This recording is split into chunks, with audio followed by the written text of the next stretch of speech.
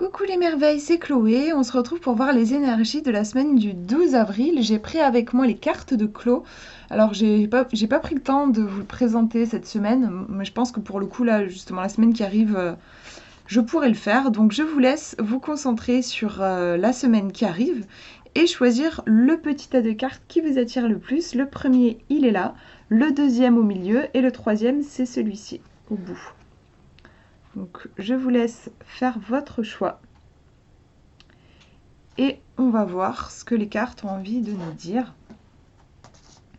Donc si vous avez choisi le premier, hop, premier tirage, première carte. Alors on a la carte de l'ombre, donc c'est une carte qui peut être assez effrayante, hein. Elle peut mettre mal à l'aise. C'est vrai que c'est un peu le principe en fait de l'ombre, l'ombre de la psyché, c'est tout ce qu'on refoule, tout ce qu'on ne veut pas voir, nos petits travers ou nos grands travers, en fait toutes les choses qu'on qualifierait de défauts, de disharmonieux, de disgracieux chez nous, c'est l'ombre en fait. Donc forcément c'est une carte qui est pas facile à regarder en face. En plus elle a pas de visage, donc elle est encore plus effrayante. C'est une carte qui peut faire référence aussi aux angoisses, à la peur, un peu viscérale, une peur dont on a du mal à identifier l'origine, une sorte d'angoisse qu'ils peuvent prendre comme ça. Donc j'ai demandé un conseil à adopter. J'imagine qu'il y a un travail par rapport à l'ombre à faire. J'imagine qu'il s'agit plutôt d'intégrer ces parts d'ombre plutôt que de lutter contre. Il y a peut-être besoin de faire la paix avec cette certaine part en vous et un travail à faire sur l'estime de soi, je pense aussi avec cette carte. On va regarder la deuxième pour avoir plus d'informations. Alors là, on a le combat. Donc on a une guerrière qui est très... On voit qu'elle est concentrée, comme si elle canalisait une énergie. Avec l'ombre avant, c'est marrant, ça me fait penser à une guerrière de l'ombre. Peut-être qu'elle est, en fait, elle travaille. Si je raconte comme ça une petite histoire, je pense que c'est une guerrière qui travaille à transmuter l'ombre en lumière. C'est comme un travail d'alchimiste en fait. Et pour transformer l'ombre en lumière, en fait, il faut l'accepter cette ombre.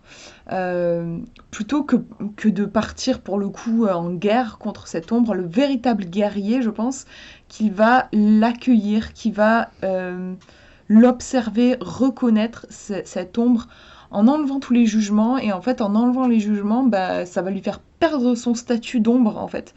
Et elle va pouvoir se transformer en lumière. Finalement, l'ombre n'existe que parce qu'on la juge, tout simplement. Donc on a vraiment un travail ici d'acceptation de soi, je trouve. On va regarder le deuxième tirage maintenant, première carte. Alors, on a l'effaceur. Donc, on voit que c'est un personnage comme un Pierrot. Il a une petite larme sur la joue et il tient une cape. Ça peut faire penser à la cape d'invisibilité d'Harry Potter. On peut avoir l'idée de tous les objets qui vont se retrouver dans cette cape. Pour le coup, ils vont même pas devenir invisibles, ils vont s'effacer, quoi. Ça renvoie à la notion de purification. On enlève des choses. Au niveau des conseils, ça va être... se purifier, bannir de sa vie tout ce qui ne nous convient plus. Il peut y avoir des liens à couper, il y a des choses qu'il faut virer un peu de sa vie, quoi. Moi, je le ressens comme ça. On va regarder la deuxième carte.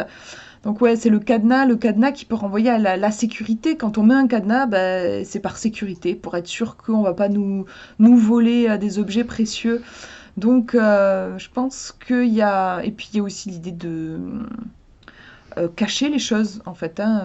On va les mettre dans un coffre et on va mettre un cadenas dessus, donc ça renvoie aussi à l'effaceur qui comment dire, qui purifie le lieu, qui enlève certains objets. On est vraiment dans des énergies où on retire plutôt que on rajoute pas des choses, quoi, on les enlève. Donc ça peut faire penser au ménage de printemps. Il y a peut-être besoin de retrouver une certaine sécurité en élaguant un peu, en enlevant les choses qui ne nous conviennent plus. Il y a un tri à faire, je crois, en fait.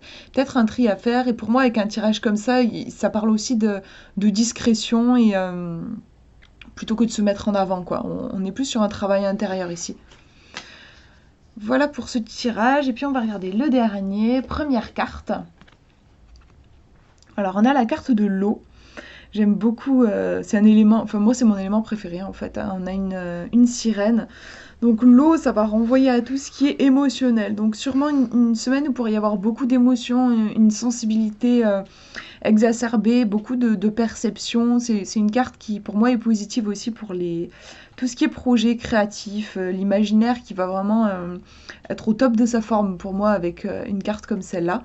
On va regarder la deuxième carte. Et c'est magnifique parce qu'on a la carte du miracle. Alors franchement, c'est sûr que c'est une des meilleures cartes du jeu, voire la meilleure carte. On a un ange qui apparaît, l'eau, donc je rappelle la carte précédente, l'eau et ici miracle. C'est vachement beau, je trouve, c'est que ça renvoie à l'eau, l'eau sacrée, les eaux de guérison, genre les sources sacrées, genre lourdes, ce genre de choses.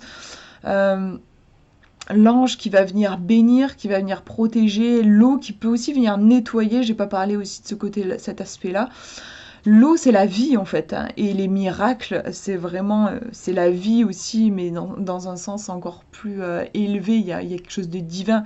Le miracle, c'est par exemple bah, une maladie qui va guérir, on ne sait pas comment, comme si la vie pouvait surgir de n'importe où avec les miracles.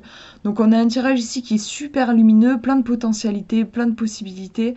Je pense que vous êtes vraiment particulièrement protégé cette semaine avec ce tirage. Il y a plein de belles opportunités, de beaux cadeaux qui peuvent se trouver sur votre chemin. Les énergies là, c'est au top quoi pour vous si vous avez choisi ce tirage. Voilà, ben, j'espère que ça vous aura parlé. Je vous souhaite une très très belle semaine et je vous fais de gros bisous.